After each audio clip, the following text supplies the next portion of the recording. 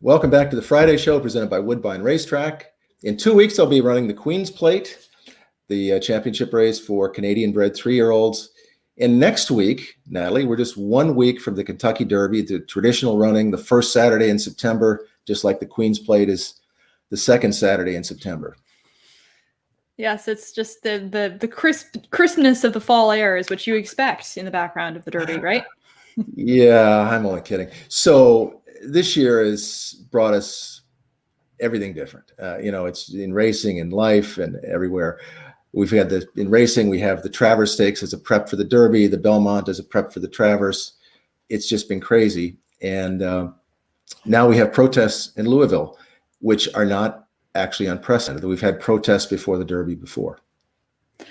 Right. And in 1967, there was quite a lot of social unrest about racial equality issues, just like there are now, and particularly fair housing and housing discrimination was the main sort of topic in Louisville at that time.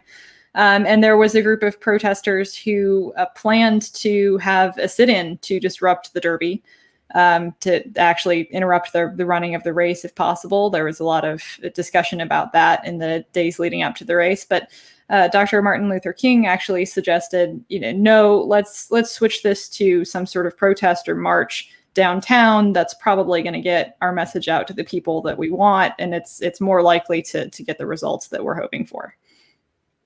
Yeah, at the time, he actually referred to Louisville as a progressive city. He worked with city officials. They did pass a fair housing law, and I think it passed not just in Louisville, but in Kentucky as well. A year later, Dr. King was assassinated. There was more civil unrest around the country.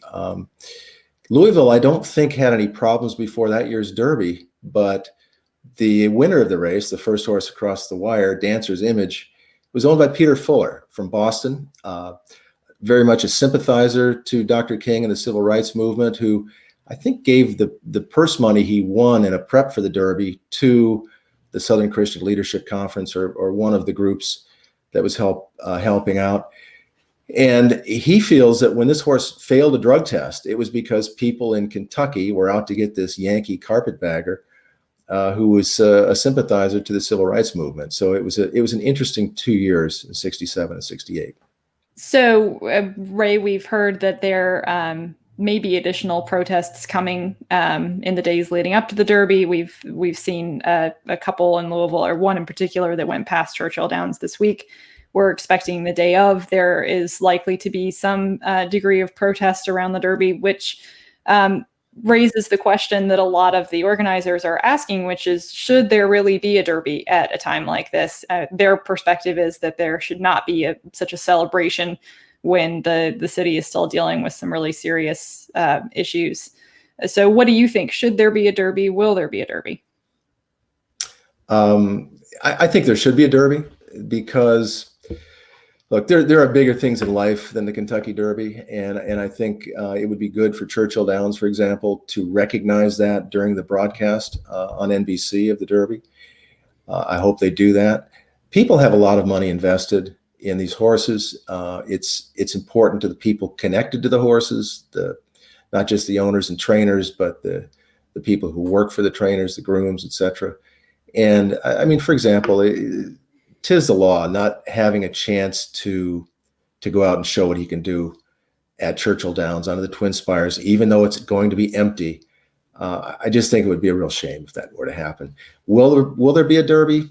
I don't know. I think that, in 67, I think the National Guard was called out.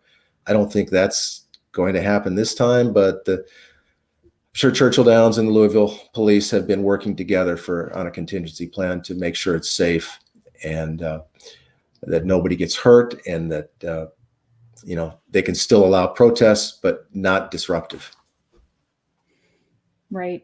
Well, the protests won't be the only reason that the Derby looks different this year. We've seen, sort of as the Derby trail has gone along, horses that have, or connections of horses that have opted not to shoot for the race the way they might have had it been held in May. And this week we heard that Todd Pletcher's Dr. Post is leaning away from going to the Derby in favor of the Preakness. So this may be the first year in a while that we don't have at least 20 entries. We don't always have 20 horses start, but we usually have 20 horses that want into the gate at the beginning of the week. So this may be another way that the Derby looks different this year.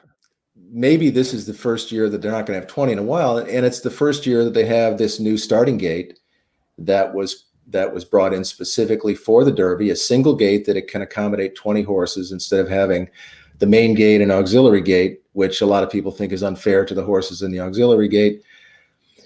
The only trouble is that this gate may not have stalls quite as big as the old gate. At least that's what we're hearing.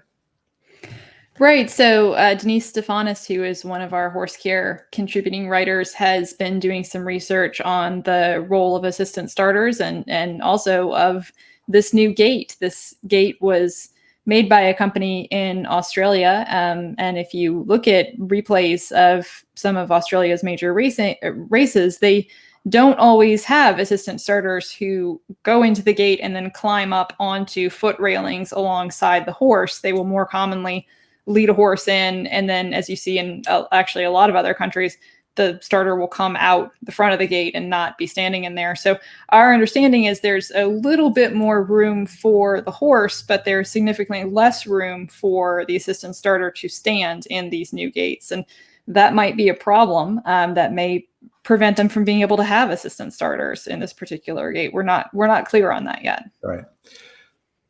Yeah, we're the only country that routinely has assistant starters in the stall of every horse before a race. I talked to Wesley Ward about this, who's raced in multiple countries around the world, most famously, I guess, at Royal Ascot.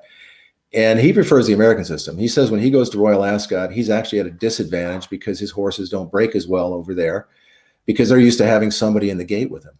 And one of the things he said, which is interesting, is that if the stalls are so small and there's not room for the starter, the assistant starter, they actually kind of lock knees with the jockey, and it causes the jockeys to either lose their balance or lose their irons coming out of the gate. So you obviously can't have that happening.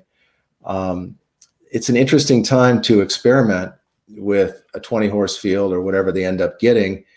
And if this is the case, to not have assistant starters in the stalls. Right. I mean, of course, you won't be dealing with the crowd noise that you usually have at the start of the race. There's always a moment where they finish loading the horses and there's a pause before they open the gate. And that's when the crowd makes the most noise. And I'm always sitting there as a horse person, just cringing like, oh gosh, nobody freak out about this. They won't have that to deal with this time, but they're still going to have a lot more horses around them in the loading process than what they're used to, even if it's not quite 19 other horses, 15 or 18 or 17. That's still a lot, for a 3-year-old to be contending with.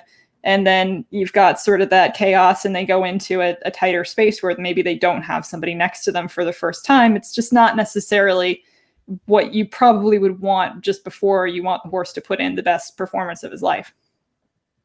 Yeah, the protests notwithstanding, this should be a lot less chaotic Derby for the horses. The walkover can be crazy, as we all know. The paddock scene can be chaotic. The crowd noise during the post parade and at the lead up to the race. So at least from that standpoint, it'll be easier on these horses. But we'll have to see if they can figure out a way to get all the assistant starters into the starting gate. We'll know more about this next week, and we'll see you then.